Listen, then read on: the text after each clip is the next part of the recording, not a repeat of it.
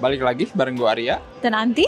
Dan sekarang gue mau ngenalin Anti ke filmnya Anggi Umbara. Kamu kan belum pernah ya nonton horornya Anggi Umbara? Pernah lah. Kapan? Apa Susana. yang terakhir?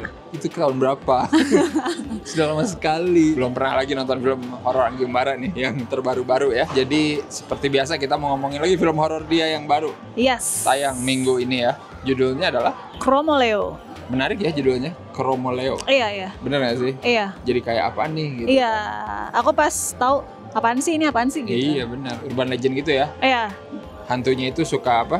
Bawa Ngegiring keranda. gitu ya. Ini mirip dulu ada film horor kayak gini juga, Lampor. Oh iya. Keranda terbang. Iya. Bedanya itu terbang kerandanya. Oh nggak ada yang gini. Chromoleo di bawah kan, diangkut, tapi yang angkutnya hantu gitu ya. Iya. Mirip-mirip ya ternyata. Nggak tahu apakah sama atau emang tiap daerah ada gitu ya. Ini kan dari Urban Legend Magelang katanya. Nah iya benar. Dibintangi sama aktor muda ya, Ratu Yes. Sofia. Iya.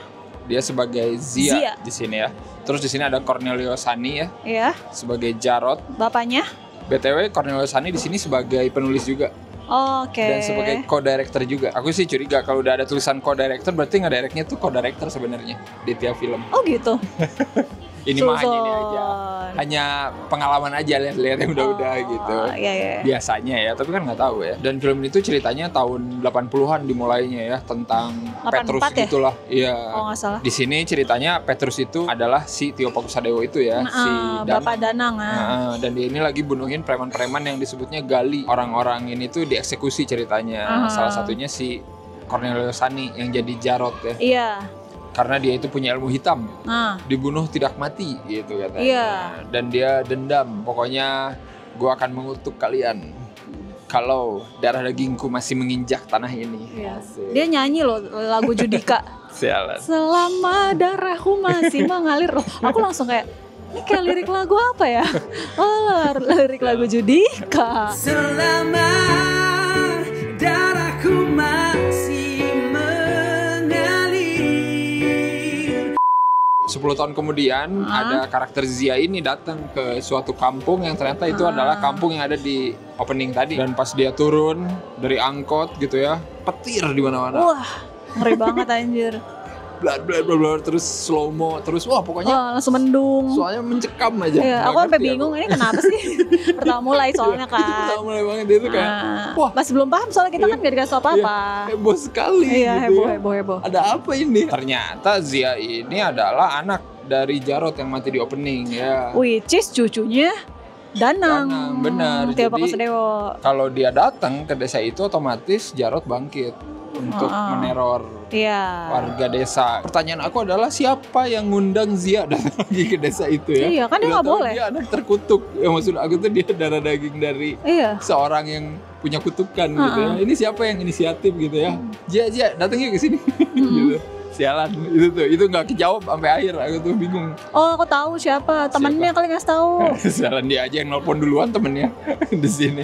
Tapi waktu dulu nikahan dia kan tahu. Oh gitu. Apalagi ibunya mati ya nggak sih? Kayaknya Amel deh yang ngomong nih. Amel ya. Amel. Amel, kamu nggak di brief sama Pak Lurah?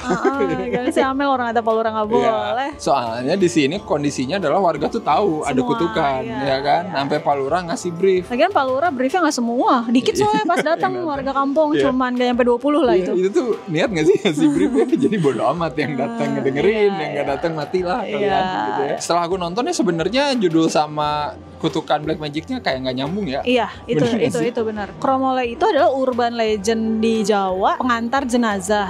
Sebenarnya itu kan. Iya. Tapi di sini kan ceritanya tentang Jarot yang punya ilmu hitam dan dia preman yang gak ada hubungannya gitu sama si pengantar jenazah. Jadi aku kayak loh ini dua hal yang berbeda kenapa Iya, digabung? jadi kayak yang penting setannya Chromoleo gitu, tapi backstory itu ya beda. Iya, aja itu gitu. aku nggak paham sih kayak diada-adain jadinya disambung-sambungin ya sih. Jadi saking diada-adain, jadi si Jarot ini datangnya pakai keranda. Iya.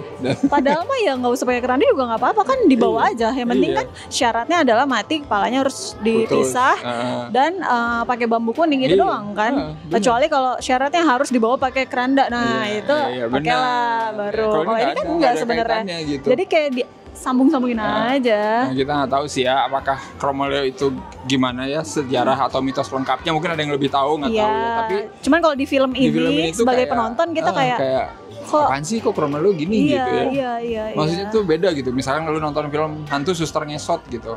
Kenapa susternya ngesot kan ada gitu. Ya, kakinya kenapa gitu misalnya. Gitu. Jadi kita ngerti gitu. Nggak tiba-tiba dia black magic terus nanti jadi hantunya suster ngesot. Enggak kan? Tapi anyway, salah satu yang aku suka sebenarnya hantu Chromoleo-nya ini. Iya. Karena ya itu balik lagi agak lain. Terus ngingetin nama Dementor gitu loh. Iya, benar. Pas bagian kakinya sih aku suka pas lagi bawa nih dari jauh.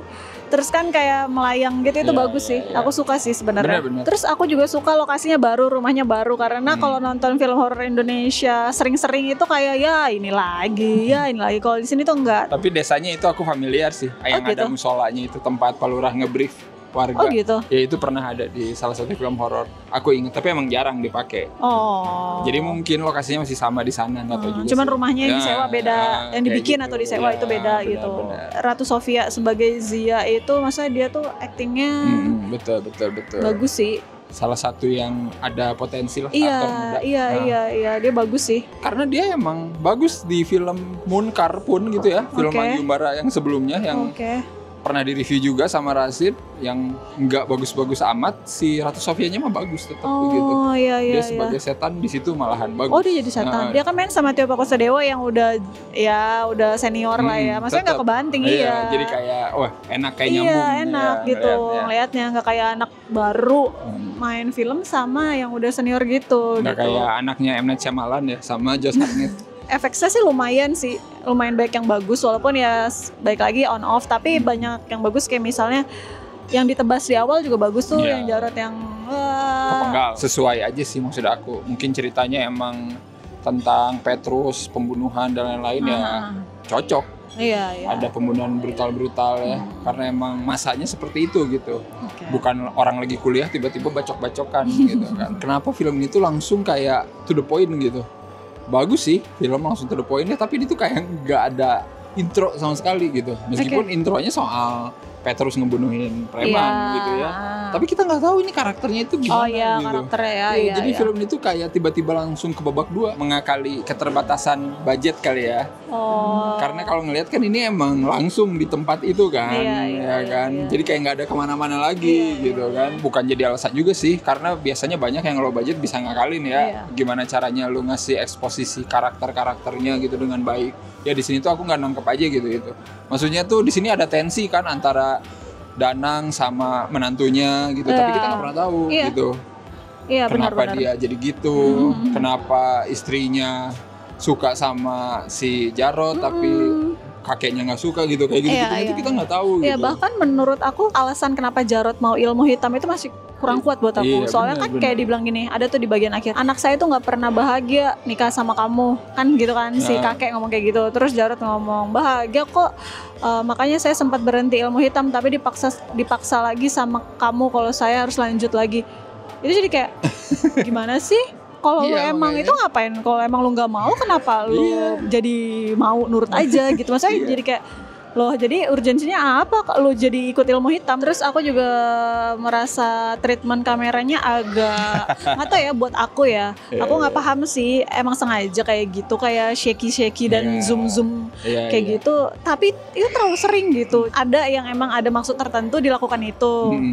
Di zoom atau di shake ini kayak terus jadi kayak ini maksudnya apa sih diginiin gitu, apa emang gayanya begitu, aku juga nggak paham sih. Terus sama ada beberapa tuh kayak kecepatan gitu loh, kayak lagi nge-shoot sesuatu terus udah aja gitu, kayak aku bahkan belum sempet kayak apa sih gitu, udah langsung lanjut gitu kayak yang waktu Dika di pos satpam itu kan dia lagi baca komik nggak, dia lagi baca buku diary atau something lah itu ya. Terus tiba-tiba dia lihat ke bawah terus anjing, dia ngomong gitu kan. Terus apaan sih? Dia ngeliat apa sih? Aku nggak paham gitu dia ngeliat apa. Jadi detailnya banyak yang nggak kelihatan. Iya, gitu. Mana gelap ya? Plus gelap. Wah, ini film gila dari awal sampai akhir gelap gulita. Ngerti sih, ini kan cerita semalam ya. Tapi please lah, capek gue tuh nonton film horor Indonesia tuh ya gelap mulu anjir kerjaannya. Mana aku salah lagi dipilihin kursi sama Arya di pojok. miring kan posisinya, jadi kayak makin gimana gitu. Terlalu gerilya. Ini tuh kayak film gerilya gitu yang Oh disut iya diem-diem benar, gitu. iya kayak gitu. Ya kan? Iya. Ya ngerti sih mau ada konsep itu, tapi jadinya nggak tahu kenapa nggak cocok aja Iya. kalau kayak aku sih. Padahal kan nggak mungkin ya gerilya bikinnya. Iya, benar. Walaupun gelap nih film, rambut Jarod tetap kelihatan, guys. Itu aku sumpah aku nggak paham kenapa. Tadi aku berpikir, oh mungkin ini kan ada kayak 10 tahun yang lalu, terus ada 10 tahun ke depan, terus ada lagi flashback yang ke belakang banget waktu kecil si Zia. Kirain bakal ada sesuatu dengan rambut itu, tapi balik lagi ini nggak ada. Jadi rambut yang mengganggu itu ya tetap rambut itu. Aku nggak kuat lihat rambutnya karena wignya terlalu gitu banget. Terus nanti ada adegan flashback ke masa si Zia-nya masih kecil. Aku pikir kan, oh mungkin normalnya. Jadi pendek atau gimana ya rambutnya ya? Tetap sama, tapi kondisinya rapi. Nyambung lah anjir. Iya mungkin dia gondrongnya sekarang kan udah jadi preman, udah Atau apa. pengen tetap dibikin gondrong ya gondrong yang rapi lah. Mungkin pas flashback ya apa kayak diikat kayak apa. Ini mah enggak anjir, kayak ya udah kayak aduh kita lupa belum shoot flashback, ya udah syuting aja langsung. Gimana nih? Ya udah gondrong aja kayak tadi biasa. Itu ya Allah, ngapain Ya, sih? Itu asli mengganggu itu. banget. Itu dari awal Padahal sampai udah akhir tuh. padahal udah gelap loh, masih kelihatan. Gimana kalau terang? Terus ini tuh kan filmnya sebentar ya.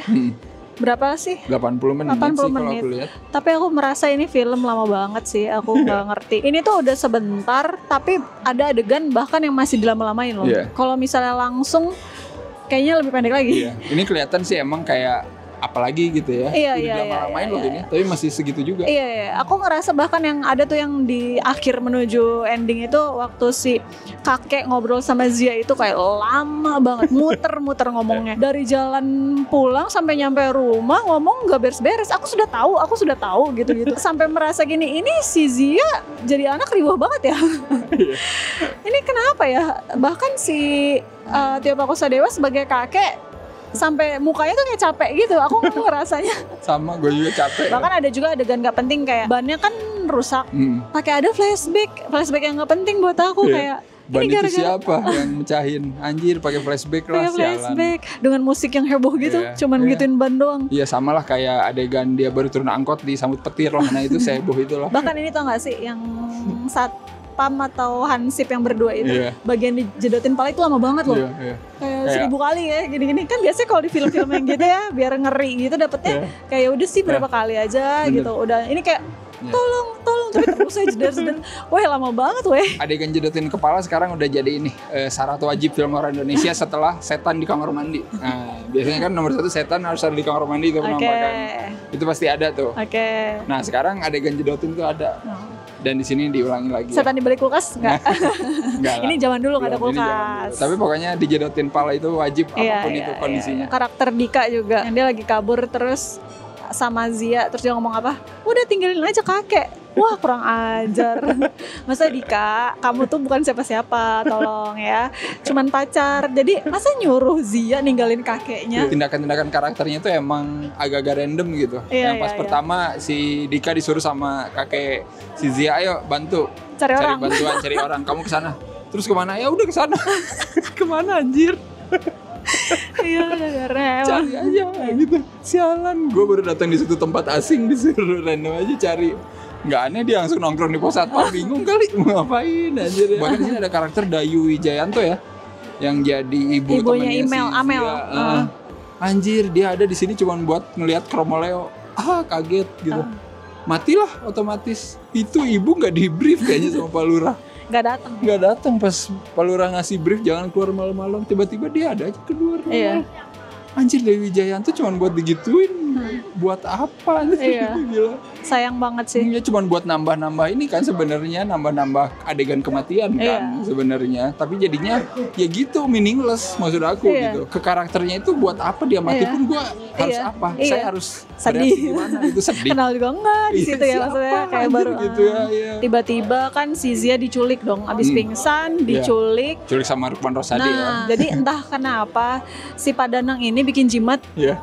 kurang satu. Itu ya lo kasihan banget sih, pantas dia dendam ya. Ya, intinya jimatnya kurang. Kurang dia bikin jimat tapi saya nggak dibagi.